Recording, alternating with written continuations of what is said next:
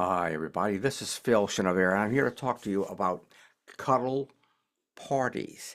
Cuddle parties. You know what cuddling is? You do? I know you do. Well, listen, I am training to be a facilitator for cuddle parties, and people don't understand that they get shocked when they hear the word cuddle. What's going on there? All right, it's innocuous, okay? It's fine. It's fun. A cuddle party, like I said, which I'm in training to be a facilitator for, is a workshop basically on learning how to say yes to what you want and how to say no to what you don't want. Have you ever said yes to something that you didn't want to do?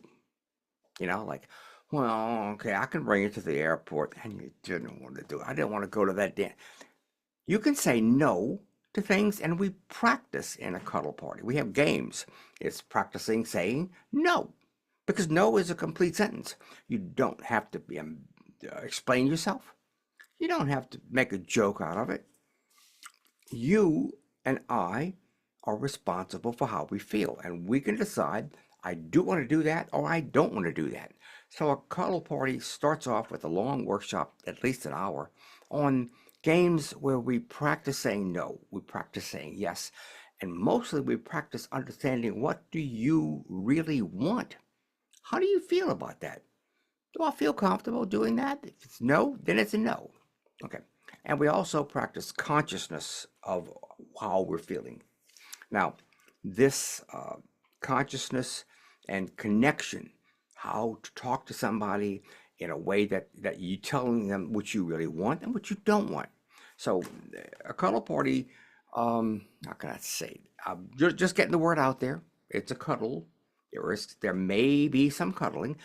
After the workshop, there is attached a laboratory where you can experiment, saying no or yes, and you can talk to people and you can ask them for things. May I hold your hand?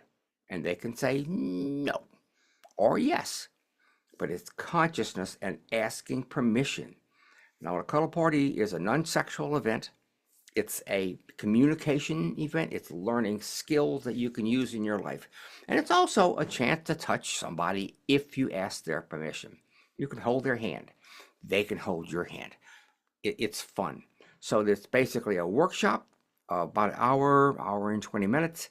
And after that, there is a chance to practice. We call it a laboratory where you can experiment with people. And it's fun.